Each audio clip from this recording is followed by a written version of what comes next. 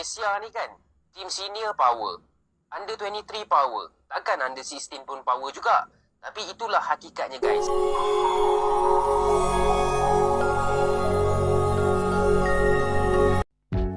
Assalamualaikum warahmatullahi wabarakatuh. Jumpa lagi dengan saya Tutur Gabut Official. Kumaha watasna daraman piye kabare Mas? Apik to? Yo opo kabare Cak? Apik ta? Geng-geng kabare apa runganan no apa kareba? Kiapa kabare? Bagaimana kabarnya? Semoga kesehatan dan kebahagiaan selalu menemani hidup Anda. Baik, saya ucapkan terima kasih kepada Anda yang baru pertama kali menemukan video ini, dan juga kepada Anda yang selama ini support Tutur Gabut. Tetap support Tutur Gabut agar The Gabut Official selalu semangat mengupload video-video trending saat ini dengan penyampaian yang berbeda. Gila, mantap banget ya bibit-bibit Garuda Muda nih, gokil. Congratulations ya buat Timnas Indonesia U16. Timnas Indonesia U16 berhasil menjadi juara ketiga ASEAN U16 Boy Championship setelah mengalahkan Vietnam dengan skor telak 5-0. Gila sih, benar-benar mereka menampilkan penampilan yang sangat atraktif, dan ini menurutku salah satu bibit-bibit yang akan bersinar 5 tahun ke depan nanti guys, buat mengisi timnas senior. Mungkin dari U23 terus nanti ke senior di bawah STY, let's see. Ini keren banget, Coach Novarianto benar-benar meracik tim ini dengan sangat baik, dan congratulations menjadi juara ketiga ya. Ini aku mau ngucapin selamat aja sih, karena bagus banget gol-golnya juga. Ada yang selebrasi si Goli itu nyetak gol selebrasi ala Cristiano Ronaldo, siu ya. Gila sih, ini congratulations sekali lagi buat Timnas Indonesia U16. Dan ya, gimana menurut kalian pertandingan antara Timnas Indonesia U16 melawan Timnas Vietnam U16 di ASEAN U16 Boys Champions League tahun 2024 ini guys? Coba kalian tulis di kolom komentar. Thank you guys. Menyala timnasku. Nguyen kembali dibantai oleh King Indo. Kali ini tim nasional Indonesia U16 berhasil mengalahkan Vietnam dengan skor telak 5-0 di perebutan tempat ketiga ASEAN U16 Championship. Di awal babak, Indonesia menurunkan beberapa pemain pelapis gitu ya, tidak memainkan langsung pemain inti, namun tidak membuat permainan Indonesia menjadi menurun. Terbukti di babak pertama Indonesia berhasil mencetak 2 gol, finishing yang sangat bagus dari beberapa pemain Indonesia. Di babak kedua Indonesia tidak puas, kembali mencetak 3 gol, beberapa pemain inti dimasukkan dan 3 gol tercipta di babak kedua. Dengan hasil ini maka Indonesia berhak di posisi ketiga ASEAN U16 Championship. Finishing dari pemain U16 ini memang sangat baik gitu ya, terbukti belajar dari beberapa match yang sudah dilewati. Indonesia memberikan efek yang sangat berbeda gitu ya di pertandingan ini. Dan ingat, ini yang dikalahkan bukan Timor Leste, bukan Brunei, bukan Laos, ini Vietnam, salah satu tim kuat di ASEAN, dan membantainya dengan skor 5-0. Selamat buat timnas U16, dan di Oktober nanti akan ada kualifikasi Piala Asia U17, dan semoga Indonesia bisa lolos ke Piala Asia. Indo Pride.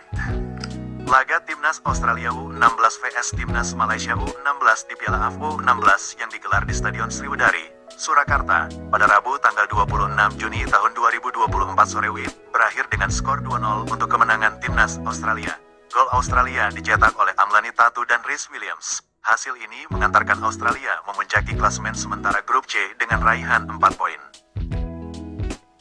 Okey guys, kita dah tahu pertemuan antara pasukan Australia dan juga Malaysia baru 16 tahun dimenangi oleh pasukan Australia. Okey, apa yang boleh kita belajar daripada pertemuan ini? Ada 2 perkara yang boleh kita bincangkan. Yang pertama tentang filosofi dan DNA bola sepak negara masing-masing, dan yang kedua adalah berkenaan dengan potential dan juga performance player.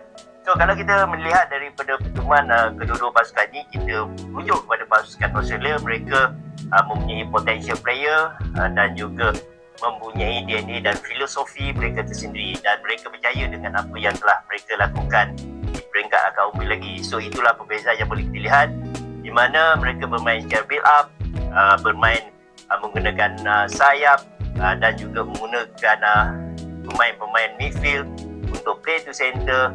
Mereka bermain menggunakan falsafah bola sepak mereka sendiri. Mereka mempunyai kekuatan di semua posisi dengan technical ability yang bagus serta mempunyai game IQ yang baik.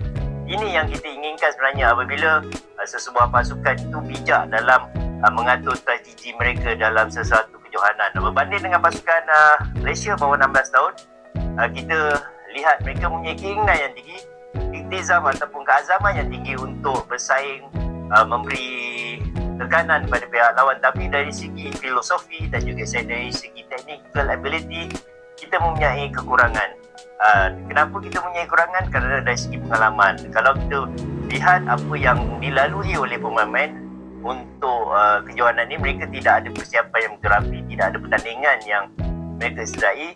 Kalau kita perhatikan pemain-pemain daripada JDT Academy, mereka hanya bermain dalam saingan Piala KPM saja. Di mana pada saya dalam saingan Liga KPM ni, kualitinya sekiranya ingin bertanding di peringkat yang lebih tinggi agak kurang mencabar. Begitu juga di dalam kejohanan yang mereka sedai di Singapura, tidak ada kualiti yang boleh meningkatkan setiap pemain untuk pasukan itu. Tapi kalau kita lihat dari segi Akademi Bola Sepak Negara Muqtadar pula, mereka bermain dalam Piala Belia, di mana dua tahun umur lebih besar daripada umur mereka. Itu juga satu permainan yang boleh dikatakan ada sedikit kualiti, tetapi dari kompetitifnya agak kurang memerasakan di peringkat antarabangsa.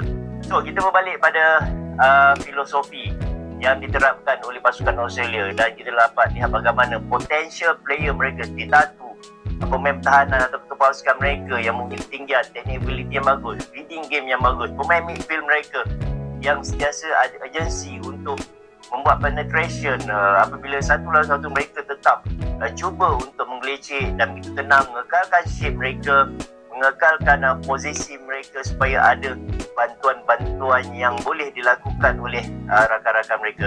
So ini yang dilakukan oleh Brad Malone ni. Satu kerja yang sukar bagi Hafi untuk pastikan Malaysia bermain dengan identiti bola sepak Malaysia yang mana kita dah terapkan di peringkat Akombi, telah dirancangkan oleh FM melalui F30, tetapi sehingga kini kita tidak dapat melihat apa yang telah mereka lakukan. Jadi sama-sama kita memberi sokongan kepada anak muda, mana mereka boleh, cuma mereka perlu lebih tenang, perlu lebih bersemangat untuk memastikan apa yang telah dirancang, dan mereka perlu yakin dengan kemampuan diri mereka. Tidak boleh keluar daripada landasan. Mereka perlu lebih banyak untuk mengkaji apakah kelemahan dan kekuatan yang ada pada diri mereka. Jadi kita sama-sama terus memberi sokongan kepada skuad bawah 16 negara. Walaupun kalah, ada pertandingan kalah menang, tapi kita ingin melihat bagaimana mereka bermain, cara ataupun identiti bola sepak negara kita. Indonesia ni kan tim senior power, under 23 power, takkan under 16 pun power juga. Tapi itulah hakikatnya guys. So Indonesia baru-baru ini mengalahkan Vietnam under 16 sebanyak 5-0. Jadi ramai yang minta aku review sebenarnya, tapi aku agak sibuk sikit dengan video-video Euro. Tapi hari ni dengan esok tak ada game Euro, so kita akan cerita sikit lah pasal Vietnam dimalukan Indonesia sekali lagi. By the way guys, yang belum follow lagi akaun ni, please tekan butang follow. Dah follow? Mantap cuy. So kalau korang tak tahu, baru-baru ni ada Piala Asia Under 16 lah. Okay, yang mana juaranya adalah Australia, naik juara adalah Thailand, dan tempat ketiga adalah Indonesia. Indonesia juga adalah juara grup. Okay, juara grup and then pergi ke semi-final tapi kalah. Then untuk penentuan juara ketiga, diorang berlawan dengan Vietnam. Jadi Vietnam ni tahun ni saja nampak ni. Piala Asia kalah, World Cup qualifier kalah, dan paling latest under 16 pun kalah. Kalau aku jadi rakyat Vietnam, kalau nama aku Nguyen, malu geram aku dengan Indonesia. Tiap-tiap game bantai Vietnam je kan. Okay, jadi tahniah kepada timnas Indonesia. Walaupun tempat ketiga, Malaysia tak dapat pergi ke semi-final sebab Malaysia duduk dalam grup maut. Baik, begitulah akhirnya setelah di semifinal Indonesia dikalahkan oleh Australia, akhirnya di perebutan peringkat ketiga mampu mengalahkan Vietnam dengan skor cukup telak 5-0. Meskipun pada babak pertama Indonesia menurunkan bukan skuad timnya, skuad terbaiknya ya. Cuman udah mengungguli 2-0, kemudian di babak kedua dengan tim terbaiknya akhirnya menang telak 5-0. Begitu kawan? Itu ceritanya akhirnya Indonesia under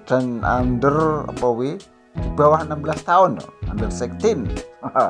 Oke, cukup sekian. Terima kasih. Oke ya, cukup sekian dari tutor gabut. Ada salah-salah kata, mohon maaf. Ada yang baik ambil sebagai pelajaran, yang jelek buang saja. Tutor gabut official, the gabut official. Wassalamualaikum warahmatullahi wabarakatuh.